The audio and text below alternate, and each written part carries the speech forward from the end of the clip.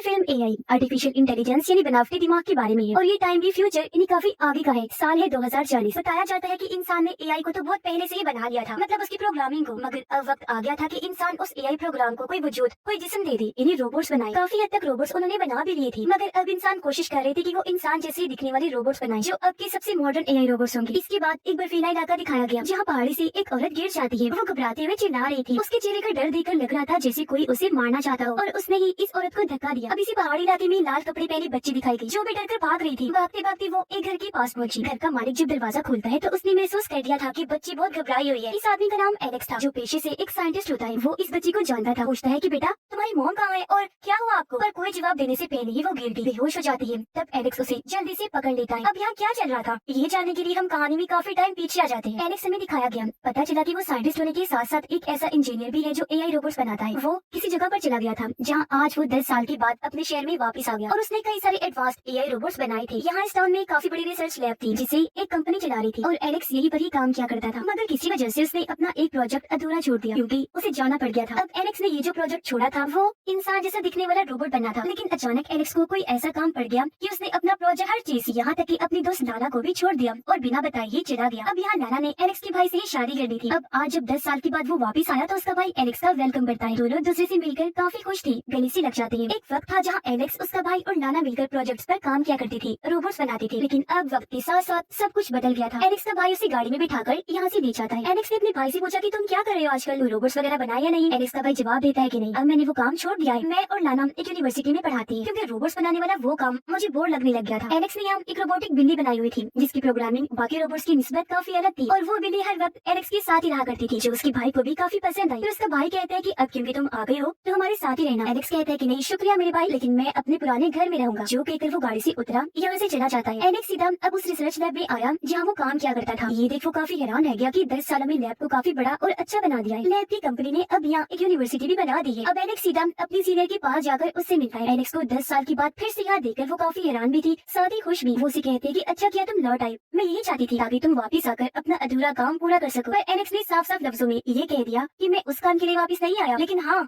मैं कुछ नया जरूर बना लूंगा। सीनियर उसे यहाँ अपने स्टूडेंट से मिलवाती, उनका काम दिखाती है जो एलेक्स को ठीक ठाक लगा। अब सीनियर उसे पूछती है कि तुम कहाँ रहने वाली हो। एलेक्स ने बता दिया कि मैं अपने पुराने घर में रहने वाला हूँ। यहाँ हमें एहसास हुआ कि सीनियर एलेक्स को पसंद करती है क्योंकि उसे पता था कि एलेक्स काफी ज़हीन, बहुत स्मार्ट। अब जब एलेक्स बाहर आया तो यहाँ की यूनिवर्सिटी में वो लारा को भी देखता है जो भी यहाँ पढ़ाया करती थी। हालांकि वो भी एलेक्स को देख लेती है, पर क्योंकि वो उसे छोड़कर जा चुका था इसीलिए वो नजरअंदाज कर देती है, खास अहमियत नहीं देती। सीनियर एलेक्स को उसके पुराने घर छोड़ने जाती है। ये घर उसके मॉम डैड का था जो अब नहीं रही थी और यहीं से एलेक्स और उसके भाई ने अपने काम की शुरुआत की थी। वहाँ सारा पुराना सामान पड़ा हुआ था। घर की हालत भी काफी खराब थी, लेकिन एलेक्स फिर भी यहाँ रहना चाहता था क्योंकि रात हो गई थी, इसलिए वो सो जाता है ताकि आराम कर सके। अगली सुबह जब वो उठा तो घर की बेल बजी। उसने जब बाहर जाकर चेक किया तो वहाँ एक इंसानी रोबोट खड़ा हुआ था जिसे रिसर्च लैब की तरफ से भेजा गया था एलेक्स की मदद करने के लिए। ये रोबोट काफी बड़ी उम्र के आदमी की शक्ल का था जिसे एक वक्त में कई सारे काम करने के लिए डिजाइन किया गया था। अब क्योंकि एलेक्स को रोबोट्स पसंद नहीं थे तो अपने घर में भी वो कोई रोबोट नहीं रखना चाहता था। वो रोबोट को जाने को कहता है, लेकिन रोबोट उसके सारे काम खुद ही करके अपनी जगह बना ही लेता है, जो देखकर एलेक्स भी काफी मुतासिर हो गया। रोबोट को इतना एक्टिव पाकर उसे खुशी भी हो रही थी। वो सोचता है कि वाकई ये रोबोट एक वक्त में कई सारे काम कर सकता है, वो भी बहुत सफाई से। जिसे वो देखते ही देखते एलेक्स के लिए फौरन ही कॉफी बनाकर ले आता है। और यहाँ एलेक्स को ये जानकर भी काफी हैरत हुई कि इस रोबोट को और किसी ने नहीं बल्कि मेरे भाई ने ही बनाया था, लेकिन अब उसने इस तरह के मॉडल बनाना बंद कर दिए थे। अब रोबोट के काम देखकर मुतासिर तो वो पहले ही था, इसलिए अपने साथ रखने के लिए मान जाता है। अगले दिन एलेक्स सीनियर से मिलने गया। उसे बताता है कि अब मैं कुछ नया बनाने वाला हूँ और इस बार वो पूरा कर भी लूंगा, जिस काम के लिए उसे रिसर्च लैब की कंपनी की तरफ से इजाजत भी मिल जाती है। इसके बाद एलेक्स लाना से भी मिला, लेकिन आज भी वो उसे अहमियत नहीं देती, बिना कोई बात किए वहाँ से चली जाती है। फिर एलेक्स गाड़ी में बैठा और एक पार्क में आ गया जहाँ बहुत सारे बच्चे खेल रहे थे। वो इन बच्चों पर नजर रखने लगा। उसे एक बच्ची काफी अच्छी और दिलचस्प लगी क्योंकि वो बाकियों से अलग थी, काफी एक्टिव, लाल रंग के कपड़े पहने हुए थी और ये और कोई नहीं बल्कि शुरुआत वाली बच्ची थी जिसका नाम ईवा था। और अब एलेक्स उसे देखता ही रहा, काफी देर तक पीछे करता रहता है। और बच्ची काफी चालाक थी, उसे लगा कि ये आदमी क्योंकि मेरा पीछा कर रहा है तो ये गलत है, अच्छा इंसान नहीं है। लेकिन असल में एलेक्स तो अपने काम के लिए कोई नया प्रोजेक्ट ढूंढ रहा था। वो किसी ऐसे इंसान की तलाश कर रहा था जो सबसे अलग, दिलचस्प हो, क्योंकि वो फिर से इंसान जैसा दिखने वाला ये रोबोट बनाना चाहता था। जहाँ उसे ईवा मिल भी गई। वो ईवा को बताता है कि मैं रोबोट्स बनाता, अगर तुम्हारी मॉम डैड इजाजत दे तो क्या मैं तुम्हारा रेप्लिका बना सकता हूँ, यानी तुम्हारी कॉपी, तुम्हारी नकल जो हो तुम्हारे जैसा हो। लेकिन ईवा बगैर कोई बात कही वहाँ से चली जाती है। इसके बाद एलेक्स घर वापस लौट आया, अपने नए प्रोजेक्ट पर काम करना शुरू कर देता है। वो सबसे पहले अपना होलोग्राफी कंप्यूटर ऑन करता है, जिसके बाद एक सॉफ्टवेयर बनाने लगा। सॉफ्टवेयर की बंदे प्रोग्राम बनाने में लग गया और जैसे प्रोग्राम पूरा हुआ वो उसे वहाँ पड़े रोबोट में डाल देता है। रोबोट ऑन हो गया, वो काम करने लग गया था। उसका थोड़ा बहुत बर्ताव इंसानों जैसा ही था। उसकी सारी चीजें एलेक्स अपनी कॉपी पर नोट करने लगता है। लेकिन अब वो रोबोट आग को हाथ लगाने वाला होता है और इतनी ही देर में पास पड़ा फायर अलार्म बज गया, जिससे रोबोट डर जाता है, वो नीचे गिर गया, चटपटाने लगता है और इस तरह वो ऑफ हो जाता है। यानी कि एलेक्स का ये प्रोग्राम फेल हो गया था। अपनी नाकामी पर उसे बहुत गुस्सा आया। तंग आकर वो फैसला करता है कि मैं अपने भाई के घर खाने पर जाऊंगा, क्योंकि कई बार उसके भाई ने खाने पर उसकी दावत की थी। आज भी हालांकि वो जाना तो नहीं चाहता था, पर मूड खराब होने की वजह से आ ही गया। ये जब वहाँ पहुंचा तो ये जानकर काफी खुश भी हुआ और हैरान भी कि ईवा इनकी ही बेटी है। अब लाना से तो वो पहले ही प्यार करता था, पर अब उसकी बेटी जो असल में एलेक्स की भतीजी थी उसे काफी पसंद आ गई। अब तो वो उसका रेप्लिका बनाकर ही रहेगा, पर फिलहाल इस बारे में वो इन लोगों से कोई बात नहीं करता। ये खाना खाते ही बातें करते ही अपने पुराने वक्त को याद करने लगी। ईवा को लेकर एलेक्स को एक उम्मीद मिल गई थी, इसलिए वो उसका रेप्लिका बनाने में लग गया, जो बिल्कुल ईवा जैसा ही होगा। अब बच्चे जैसा रोबोट बनाने का मकसद ये था कि जिन लोगों के पास बच्चे नहीं, जो इस कमी को पूरा करना चाहते हैं, तो उनको बच्चों की सूरत में परफेक्ट रोबोट मिल जाएंगे जो उनकी इस कमी को पूरा कर देंगे। और अब धीरे धीरे ईवा भी एलेक्स से बात करना शुरू कर देती है, यहाँ तक कि उसे मिलने भी आया करती थी, क्योंकि वो भी जान गई थी कि ये मेरे अंकल है जो काफी अच्छे इंसान है। इस तरह एलेक्स को भी काफी आसानी होने लगी थी ईवा को देखने, समझने और परखने में। एक तरह से वो उसके दिमाग और बर्ताव को टेस्ट भी करता था। वो उसे कई सारे टेस्ट लिया करता था, लेकिन उसे समझ नहीं आ रही थी कि ईवा को इतना गुस्सा क्यों आता है। हालांकि अभी उसकी इतनी उम्र भी नहीं। वक्त के साथ साथ एलेक्स अपने प्रोग्राम पर और ज्यादा मेहनत करने लगा। सब कुछ बहुत अच्छा चल रहा था। ईवा और एलेक्स के बीच भी अंकल भतीजी वाला काफी अच्छा ताल्लुक बन जाता है, इसीलिए एलेक्स को उसके बारे में काफी कुछ पता चल गया था। लेकिन जो मेन बात थी वो तो एलेक्स समझ नहीं पाया। अब वो बात काफी बड़ी थी जिस बारे में हमें आगे पता चलेगा। अब क्योंकि एलेक्स अपने भाई के घर ही रह रहा था, इसलिए नाना के भी वो करीब आने की कोशिश करता है। अब यहाँ वो एलेक्स से बात तो करती थी, लेकिन अब उसका वैसा कोई इरादा नहीं था। फिर एलेक्स सीनियर से मिलने गया, उसे बता देता है कि मेरा प्रोजेक्ट काफी अच्छा चल रहा है, जो सुनकर वो काफी खुश हो गई, क्योंकि पता नहीं कितने सालों से वो इस वक्त का इंतजार कर रही थी जब कोई इंसानी रोबोट्स भी बनाए जाए, क्योंकि आम रोबोट तो हर जगह से मिल सकते थे, पर इंसानी रोबोट्स का मिलना नामुमकिन था। एक फायदा ये भी था कि वो इंसानी रोबोट्स बेचकर काफी अमीर हो सकती थी। अब ईवा को अपनी मोम और एलेक्स पर शक होने लगा। एक दिन वो अपनी मोम से पूछ लेती है कि क्या पहले आप और अंकल एलेक्स एक साथ हुआ करते थे, जिस पर लाना उसे ये जवाब देती है कि हाँ बेटा, हम साथ तो थे, पर सिर्फ एक साथ पढ़ाई ही किया करते थे, इसके अलावा हमारे बीच और कुछ नहीं था। एलेक्स ने काफी हद तक ईवा का रेप्लिका बना लिया था, पर पता नहीं कैसे एक दिन उसमें ग्लिच आ जाता है, यानी एक गड़बड़ खराबी। रोबोट को गुस्सा आने लगा, इतना ज्यादा कि वो तो एलेक्स पर हमला करने की कोशिश करता है, पर किसी तरह वो हमले से बच गया। उसने एक खुफिया कोड बोला जिससे प्रोग्राम बंद हो गया। ऐसा होते ही रोबोट ऑफ होकर वही ढेर हो जाता है, जिस बारे में एलेक्स समझ नहीं पाता कि ऐसा क्यों हुआ। ग्लिच आई कैसे, क्योंकि वो तो इंसान का रेप्लिका बना रहा था, न कि रोबोट का। ग्लिच तो तब आती है जब किसी रोबोट का रेप्लिका बनाया जाए। अब एलेक्स को पार्टी की दावत आई। ये जब अगली रात पार्टी में गया तो वहाँ सीनियर, लाना और बाकी सब भी आए हुए थे। पार्टी में एलेक्स लाना के साथ डांस करता है, फिर से उसके साथ ताल्लुक बनाने की बात करने लगा, लेकिन वो मना करके वहाँ से चली जाती है। पर उसे ये सब करते हुए एलेक्स का भाई देख चुका था, उसे बहुत गुस्सा आने लगा। भाई ने जाकर वो एलेक्स को मारता है, पूछने लगा कि तुम्हारे साथ आखिर मसला क्या है, अब तुम हमसे क्या चाहते हो। पर वो बिना कुछ कहे वहाँ से घर आ गया, जहाँ उसका बूढ़ा रोबोट एलेक्स की हालत देखकर समझ गया कि ये दुखी है। वो एलेक्स को संभालने की कोशिश करता है। अगले दिन नाना उससे मिलने आई, समझाने की कोशिश करती है कि अब हमारे बीच कोई ताल्लुक नहीं है और न ही हो सकता है। वो यहाँ कुछ और भी बताने वाली थी, एलेक्स की गले से लग जाती है, पर तभी यहाँ ईवा भी आ गई, जो छुप कर इनको देख रही थी, क्योंकि काफी टाइम से इन पर नजर रख रही थी। और अब लाना भी उसे देख लेती है कि इसने हमें देख लिया। दोनों को इतने पास देखकर ईवा को गुस्सा आ गया, वो जैसे पागल ही हो गई। लाना उसे आवाज लगाती है, लेकिन बिना कुछ सुने ईवा वहाँ से भाग जाती है। वो बर्फीले पहाड़ों में भागने लगी। उसका पीछा करते करते लाना भी वहाँ आ गई। ईवा को हर जगह ढूंढने लगती है, और ये वही जगह थी जहाँ से इस फिल्म की शुरुआत हुई थी। लाना को वो दिख भी गई, फिर से उसके पीछे भागने लगती है ताकि ईवा को समझा सके कि मेरी और एलेक्स के बीच कुछ नहीं है। पर अचानक ही किसी गड़बड़ी की वजह से ईवा वहीं गिरकर बेहोश हो जाती है, यानी वो ऑफ हो गई थी। तो अब यहाँ ये सच सामने आता है कि ईवा भी कोई इंसान नहीं, बल्कि इंसान जैसी दिखने वाली रोबोट थी। असल में नाना और उसके हस्बैंड ने अपनी बेटी को खो दिया था, वो एक एक्सीडेंट में मारी गई थी। अब हालांकि उस वक्त इस तरह की चीजें बनाना मना था, लेकिन सीनियर ने इनका साथ दिया। तो बुलाने के लिए उन्होंने अपनी बेटी का रेप्लिका बनाया, यानी कि ईवा, जो बिल्कुल इंसान लगती। कोई कह ही नहीं सकता था कि ये एक रोबोट है। यहाँ तक कि एलेक्स, जो हालांकि खुद रोबोट्स बनाता है, इतने वक्त से वो ये काम करता आ रहा है, पर उसे भी पता नहीं चल पाया। जबकि पहली मुलाकात में उसे पता चल जाना चाहिए था कि ईवा कोई इंसान नहीं बल्कि रोबोट है। और क्योंकि वो इंसान समझकर उसका ही रेप्लिका बना रहा था, इसलिए उसके रोबोट में ग्लिच आई, क्योंकि वो ग्लिच पहले से ईवा में थी, जो मैंने आपको बताया भी था कि रोबोट को देखकर उसका रेप्लिका बनाने से ग्लिच आती है। अपनी माँ को किसी और के साथ देखकर उसका सिस्टम खराब हो गया और अब वो मरने वाली, पूरी तरह शट डाउन होने वाली थी। पर पहले ही नाना ने उसकी सेल्स बदल दी, जिससे वो दोबारा एक्टिवेट ऑन होकर होश में आ गई। अब सेल्स के बदलने से उसे पिछले बाकी का कुछ भी याद तो नहीं था, लेकिन सेल्स को बदलने के लिए लाना ने उसकी कमर खोल दी थी। ईवा ने जब अपनी कमर पर हाथ लगाकर चेक किया तो उसे पता चल गया कि मैं रोबोट हूँ। ये सोच आते ही उसमें फिर से ग्लिच आने लगी, क्योंकि इतने वक्त से वो ये सोच रही थी कि मैं एक इंसान हूँ, पर आज उसे इस बात पर यकीन नहीं आ रहा था कि मैं एक मशीन हूँ। वो इस बात को कबूल ही नहीं कर पा रही थी। इस खराबी की वजह से वो अपनी माँ लाना को पहाड़ी से नीचे फेंक देती है, और ये भी शुरुआत वाला ही सीन है। उस वक्त तो दिखाया नहीं गया था कि क्या हुआ, लेकिन असल में उसने लाना को धक्का दे दिया था, जिससे वो मारी गई। इसके बाद वो आई थी एलेक्स के पास, उसके हाथों में बेहोश हो गई थी। कुछ ही दिन में सच सबके सामने आ गया था, यानी ईवा एक रोबोट है। इसीलिए एलेक्स को लैब की तरफ से ये हुक्म मिलता है कि वो ईवा को बर्बाद कर दे, इससे पहले वो किसी को नुकसान पहुंचाए। अब हालांकि वो ऐसा चाहता तो नहीं था, लेकिन मजबूर था। वो कुछ दिन उसके साथ गुजारता है और आखिर उसे शट डाउन करने का फैसला करता है, जिससे पहले वो ईवा को सारी सच्चाई बता देता है उसके रोबोट होने की, और ये कि तुम्हारी मॉम और मेरे बीच ताल्लुक था। अब ईवा के पास ऐसी बहुत सारी यादें थी जो इंसानों के पास होती हैं। उसके अंदर जज्बात भी थे जिसके साथ ही आज उसे खत्म होना था। एलेक्स बहाने से उसे सुला देता है और आखिर आज उसके सिस्टम को हमेशा के लिए शट डाउन करके बर्बाद कर देता है। हालांकि ऐसा करते हुए उसे दुख भी हो रहा था। अगले दिन एलेक्स समंदर किनारे बैठा हुआ था जहाँ उसे अपने और नाना के ख्याल आ रहे थे, क्योंकि वो उसके मरने पर बहुत दुखी था। उसे याद कर रहा था। ख्याल में उसे नजर आया कि अगर वो जिंदा होती तो आज हम एक साथ कितनी खुशगवार जिंदगी गुजार रही होती, क्योंकि वो एलेक्स की बाई को छोड़कर उसे अपनाने के लिए राजी हो गई थी। पर दुख इस बात का था कि ऐसा मुमकिन हो ही नहीं पाया। एलेक्स बेचारे को ना तो अपना प्यार नाना मिली और ना ही उसकी बेटी ईवा, यानी वो उसका रेप्लिका भी बना ही नहीं पाया। और इसी के साथ ही इस फिल्म की यहीं पर सैड एंडिंग हो जाती।